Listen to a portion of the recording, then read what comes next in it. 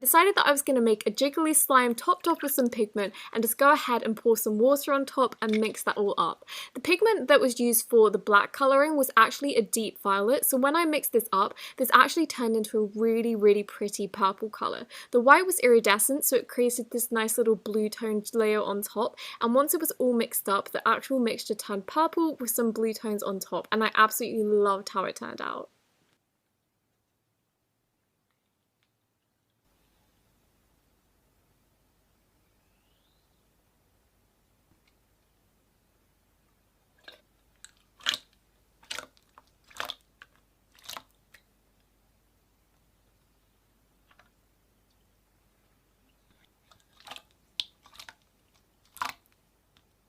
When I thought of this video idea, the first thing that came to my mind was Rick and Morty, but I wanted to put both of them in, but I didn't want it to be boring and just have like two figurines. So I decided to do some searching, and the first picture that actually came up, which was very handy, was a picture of them being molded together half and half. And it was a promo for, I think, season 4. The thing I was so drawn to was how you can compare all the similarities and differences in their face. The most striking thing I realized, which I can't believe I didn't before, is that their pupils aren't dots, they're stars. And then you just start to notice little differences in their face, and I thought this was such a fun one to do. So I went ahead and topped this off with some clear slime, waited for it to cover the whole sculpture, and then I went ahead and mixed it in.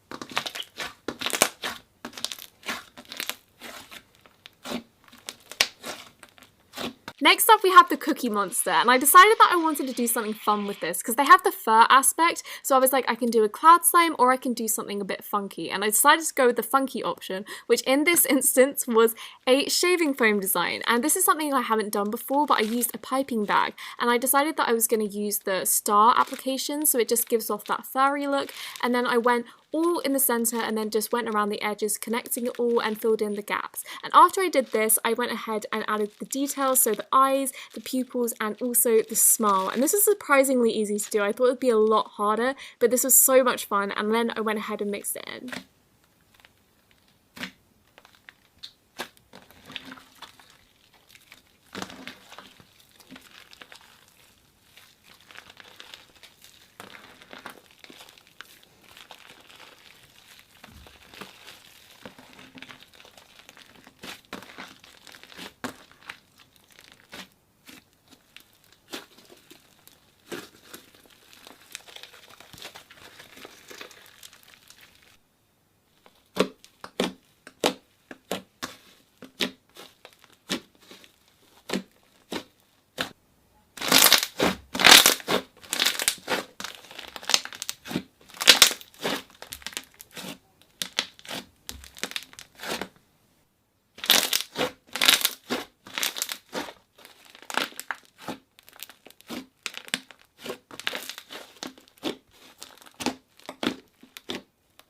SpongeBob is a TV legend, so I knew I had to include him in this one, but I found this so much hard work. Like, it was a lot of prep to do, but when I was putting it together, it just didn't look how I imagined it to. And you can't really test it on top when you're making these clay sculptures because the clay sticks together. And so once you put it together, that's it. So I wanted to do it on camera, and I noticed that the eyes were a bit off, and I was like, maybe it's because I haven't outlined it. And then when I outlined it, it didn't turn out how I wanted it to. So I had to go ahead and just recanvas this, add some more clay, and start from scratch. And I made some new eyes. I wasn't in love with them, but it was a lot better than it was originally. So I just topped it off with some clear slime, waited for it to glaze over, and then I went ahead, rearranged the teeth, and then mixed it in.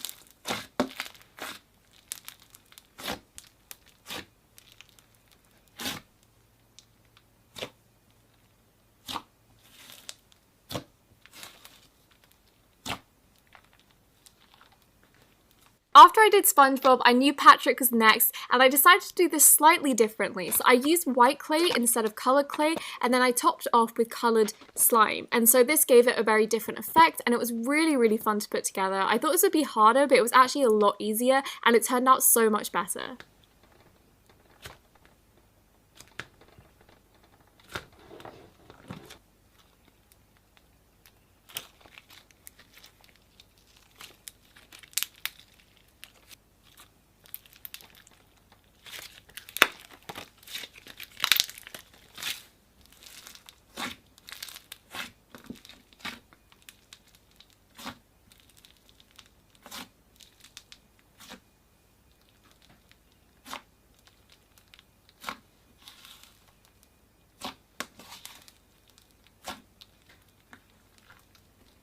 Last but not least, we have Snoopy, and this is going to be a really fun one. The most complicated thing for this is that Snoopy is predominantly white, and so I decided that I was going to make this fun, and I didn't know how to do that, but I wanted to inject some colour into it. So I decided to use cloud slime, and in the centre of these cloud slimes, I put some coloured pigment, just so it would change the colour and make this really fun to look at. And the sun did come out, so it was a tiny bit washed out, but I still enjoyed mixing this up, and like you can see,